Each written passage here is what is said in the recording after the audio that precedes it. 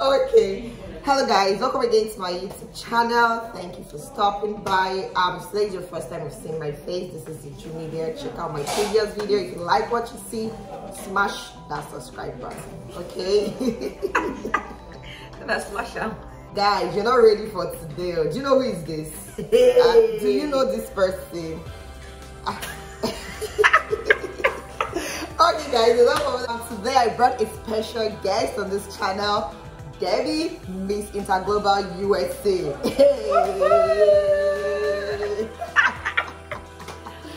Guys, I will allow Debbie to introduce herself. Thank you so much. I'm so excited to be here. Okay, where do I begin? So I'm Derby Shukridi. So I'm currently Miss Interglobal US. I will talk more about like what that looks like. But then I'm a young professional, and when I'm not working, I'm doing something else like, you know, painting, dancing, having fun, you know.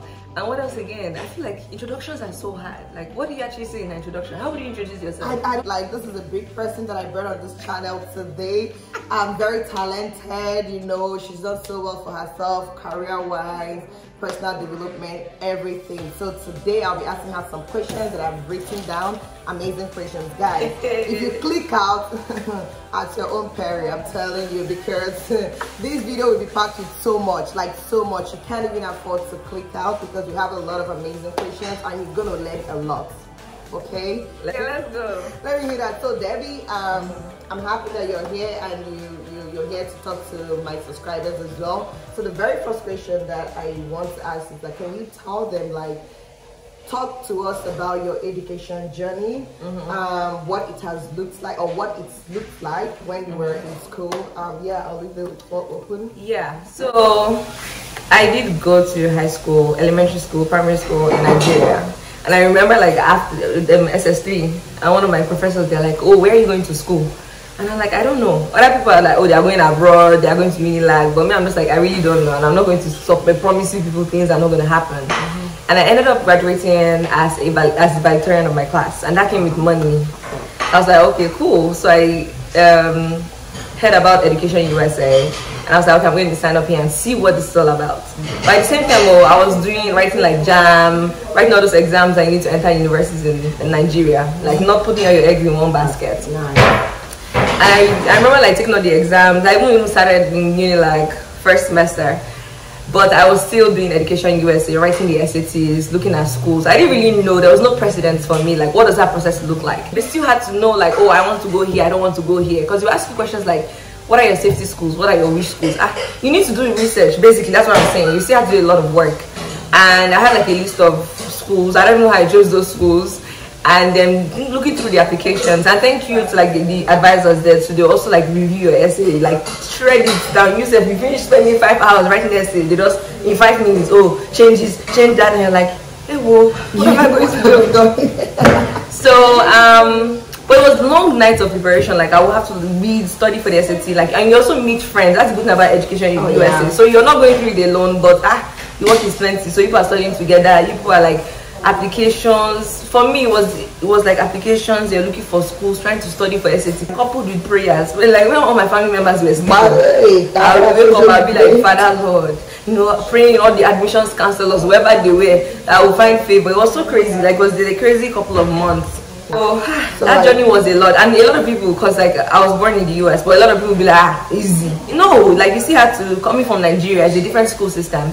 It's a different like perspective and approach. So thinking independently, trying to put yourself in that situation, because part of what you're doing is learning about the process. Oh yeah. So it was just definitely a lot, you know. Eventually, like, got a couple of admissions, and I remember like, you know, saying, okay, I'm just going to go with this one. Like in the US, Kentucky, like what is Kentucky? But I'm just like, see, I'm going to.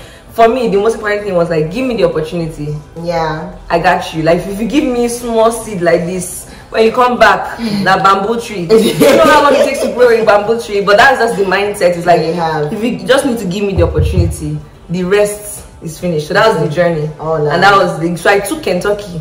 And if you didn't know I was in Kentucky, you would think I was across the globe in different major cities, New York, LA. That's good. You were like, wow, tell me this story. And there were hard times, obviously, you know. But knowing that just because it's a hard time. When there's hard time, there's also easy time. So one turn by turn. Turn by turn. Exactly. Yeah. So you prepared for your SAT, applied for your school, and you got admission. Yeah. So I got admission. Yeah. Oh, the admission come with any type of funding?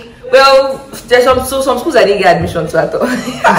But it was good to go through the process. There's some other schools who come, you get like financial aid. Because the other question they will ask you is like, what is your expected family contribution? And mine was 0. no day. You know, look at some schools in the US that are really good, but also like guarantee funding. Because another thing you don't want to do is like, I get 50K in funding, but they are hidden loans there. Yeah. Because that's something that they do. You know, I had there's one school I can't remember in Texas I got into. Like, let's say the fees was 55, I got 65. I say, hey, like what? Where did the 10K come from? I was like, something is here. She's like, see, this school, that is school I ended up going to, Berea College in Kentucky. She's like, really good school, lots of history. You get in, they have a no tuition promise, aka you're not paying back anything. You're going to school for free, private university too, and that school is over, like the cost of the education is over like 125K over the 4 years. Oh. And you can double major, triple major, or as long as you can do it, like, you know. So she was like, at least you know this one is clear, you know, go ahead. And I'm glad I did, because it was a smaller school. I really appreciated the community, and then I found out that there's resources here. This is a gold mine, you know, and there's room for community building, really knowing people, your professors, you know them. And there was a lot of opportunity. And the other thing too is like, you know, the whole Australian African parents, hey, Ivy League or nothing. And I understand if you go to Ivy League, amazing. But the question is, what is your real end goal? Because I found myself in rooms with people in Ivy League. Oh yeah. And I'm just like, what up? I mean, obviously not undermining the value of an Ivy League education, because I see the value there. But knowing that shouldn't be a barrier. Oh yeah. You may have to work more. So like you all know, this queen right here, she's a queen. I hope you guys know that. She's the queen. Her crown. I told her to bring her crown. I said, would you calm down? Just relax. I said, please bring your crown so this people know. But it's okay, don't worry. It's alright. She's a queen. They'll find her in the TV. The people find out in the TV. She's a queen right here. But she has succeeded in her career, still succeeding, you know. So I want her to talk about career. So you also, we know that it's not all about coming to the US to school. What comes after your education, right? Yeah. That is the main thing, because man, you don't need to make money. I know you want to make money. Cook dollars. so we need to start thinking about that even if you're in school. So I would love Debbie to tell us how she's able to think about her career, is balancing her career and other things that she's doing for herself too. I think that journey really started freshman year. Sounds super early. People are like, hey, you just came to America. But then it's kind of like, one thing I picked first of all, it's like, what is America looking for? Because when you're in Rome, it says act like Romans. Not everything, no, but the whole core of that quote is like, what is working in this community? What is of value to them? And you have to position yourself to be of value. If not, you're wasting your time. So I remember, like, you know, your parents would be like, hey, 4.0, hey, or nothing. I'm like, you see, I told my dad, I said, I know you want perfect score, summa cum laude, all of these things. I hear you. I'll try my best. But here's what these people are looking for. So if I was able to figure out, like, can you think? Some people's job is just to be asking questions, and they're making millions because they're asking the right questions and they're leading to solutions. Can you have a conversation? Can your work people take you out to cocktail and trust that, hey, Uju is going to hold this conversation? Because you're a brand. Everybody is branding, is telling a story, is a brand. The question is, what are you telling? Because that's what's good, that's what's selling. When I figured that out, I say, okay, now, so what can I do from this student age, I'm 17 or whatever, to start preparing? Because it's always a journey, it's not a destination. You say, I work at Microsoft. No. It's a journey. It's like every day is a journey of what are you bringing that is value. You know? So I started thinking, okay, what can I do? I remember freshman year applying to internship, one more rejection upon rejection. I didn't have any experience, so me, I'm not surprised. But it was good to even go through that process. And I started saying, okay, what is interesting? So one of the internships I actually got was with the UN. I didn't end up doing it. That was freshman year, but they're like, oh, we're so impressed. Then I didn't even know what I was doing. I would enter interview, just be talking. They're like, who is this freshman girl? I said, who is this freshman girl that's just like talking? So they liked it, but they're like, oh, we can't give you a spot in the summer. Can you come in the fall? Then I had to now decide, like, long term, am I going to do something policy? Am I going somewhere else? So I just said, no, I can't, let me not do this. If it's meant for me, another one will come. You know, sometimes you have to say no, and for years to come. That's true. But then I still made sure that I'm just like, you need to get experience, because a lot of times people are like, oh, I don't know what I want to do. Like, they're just, I don't know what I want to do, I'm confused. But the question is, what have you done? Have you put yourself in the position of doing? Oh, yeah. You know, so that's where internship comes in. You know, like you don't even need, that doesn't need to be the role you want, but just be in a position where you work with people, where you see processes, and you not say, oh, I hate this stuff, or software engineering can't be for me, that I want to be content creator. But if you don't do, how will you know? How will you know? Yeah. So that's the mindset. And I remember, so my first internship was at Wells Fargo, risk management. Honestly, I can't remember what I did, but that was when that was my first introduction to corporate America. Then even like professional relationships, and those relationships, I still talk to them 4 years after. Great. You know, that's another thing you now realize is relationship management. Because people just think career, I guess I get brain, hey, 4.0. People work with people who they like and who they know. Exactly. If they don't know you, they don't like you, it's over. Like I'm literally like in rooms, people are like, oh, someone just gave me Lola's name, for example. I like Lola, let's give her the opportunity. Maybe I'm just like, meanwhile there's somebody else that has all the qualifications, but they don't know you.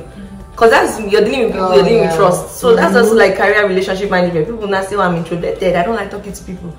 No, it's not about that. It's about building relationship. Like when you meet somebody, can you connect? You don't need to know them, you don't need to like them. Even when you don't like them, it doesn't matter. You know, that kind of stuff like that. And people don't think about that. They're always like, oh, let me go to school, book, I'll go interview. But I always like, relationship, you know, like people just like, you go here, you know somebody. It's something I had to pick up. I picked up from my parents actually, especially my dad. I tell people that tables will always turn. Well, your relationship will determine which part of the table you get. Oh yeah. Like you can have a bad time. No, I can lose my job today, and next week I have another one. And somebody will lose their job today, and 10 years later they're still looking. And that may be the little difference, you know. So that's something that I picked up immediately, and I'm like, oh, how can I build connection? So I go to conference, I follow up. Oh my god, follow up is something that people don't understand. Like it's crazy. For example, I'll say, okay, thank you very much, I'll keep you posted, and nobody, no message. 5 months later, I don't even know what happened. And that's a lot of people. Be strategic. COVID happened. How many people did you reach out to be like, how are you doing? Hope you're well. That kind of stuff like that. I remember doing that for some people, just genuinely, and you see opportunities that came out of there. I was like, wow. I said I've got scholarship because I just followed up what all is well. I just wanted to feel you, you know. And people don't get that. That's part of career progression too. It's getting experience. Some people can be like, they'll hustle, you get the opportunity, and they now hate the opportunity, and they're not like, I don't want to go to work. Ungrateful soul. Like the opportunity is not the destination. No, but no. Yes, now. What's the destination? No, but the goal is whatever you find your hands to do. If you're Christians in your Bible, do it well. Oh yeah. Because they said have you seen a diligent person? They will walk into rooms of kings and princes. It's real. People are watching. Nobody will tell you, Uju, you're doing a great job. They do that. Someone will just be like, Uju, I've been watching you for so long. Oh yeah. Come and become the head of this thing. And you are wondering. So hard work is no longer it's not a common, even attitude. When you show up in work, people are watching you, show up and you're looking down. You show up, I'm so excited. Even when you're not excited about the job, but you're excited for the opportunity to be there. So internships as a student, you're getting an experience. Eventually, after you graduate, you can start somewhere. Remember, starting somewhere is the stepping stone. It's not the end in mind. Obviously, you don't always know the end. For example now, life is uncertain. You don't know everything. But one thing we know, at least according to my Bible, it says, all things work together for those who love the Lord. So for me, that's my end in mind. So even if I'm in a frustrating situation, what's the end? All things work together for good. It changes my attitude. Because I know that last opportunity, we'll get something out of it. And if you don't understand that one, last we go there alright. All will be well. Alright. That's my end in mind. So it changes how I approach something. So the same thing too. It's like if I know that a program is ending in 2 years, and I'm like, okay, I want to have done 3 presentations and talk to 10 people. That's the end in mind. So I begin to say, I have 2 years. How do I start arranging this thing? You know, and career progresses. You know, and we're going to talk more about like the pageant journey, because that one, it wasn't in the plan. But now it's something I'm going to keep building, and also like diversifying skill set and experiences. Because life is too multifaceted for it to be like, oh, now only this thing I go do. You know? That's true. Start early. She started freshman year. She didn't never too late. Never too late. Never too early. It's always too late. Like what do you mean? I mean, so at the end of the day, like in life, there's always opportunity for fresh starts. So obviously, there's sometimes that's why I mean never too late, but never too early. Like one of my mentors, shout out Chinelo Ibekwe. She was a student then. She was like, you just start, don't listen to all those people that say you're just in freshman year, because that's what they will say, like, you're freshman year. I mean, I'm all about, like, relax, but relax and be strategic. Exactly. They can't just relax and 5 years will just go. Yeah, like you're waiting for mana to fall. Exactly. I want to do my undergraduate, do I start? Just start. And start early. Don't say, okay, let me wait when I finish one thing, then I'll start. No, start thinking about it, start meeting people, start reading, start researching. At least by the time you know it, small, everything will just come together. Okay. Yeah. How she has been able to balance her career, what she's doing in the beauty industry, and a lot more. So actually this whole thing is new, but it feels like, stand up. Can you stand up? Hey, no, have you guys seen that Miami video? That have you guys seen her? It's top. Wait, let me tell you guys something. We actually went to this restaurant and we're like working, everybody's working, and Debbie came and did hers. The people there were like, wow, this is the best. This is I'm like, oh yeah, you guys don't know her. She does, like, everybody, all of us, like about 3 other ladies did theirs, and they're like, even maybe Debbie stepped and did her own one. So wow, and they gave her standing ovation. But yeah, she's so good. I want her to tell us how she has been able to navigate that part of her life and maintain it as well. So it's also a newer part of the life, but then it's going to be the journey, the future is here and is long. So I'm really excited for that future. I came out of the whole, again, asking questions and challenging yourself. I think one of the best skills to have is the ability to ask questions, because when you ask questions, you're sparking ideas and things.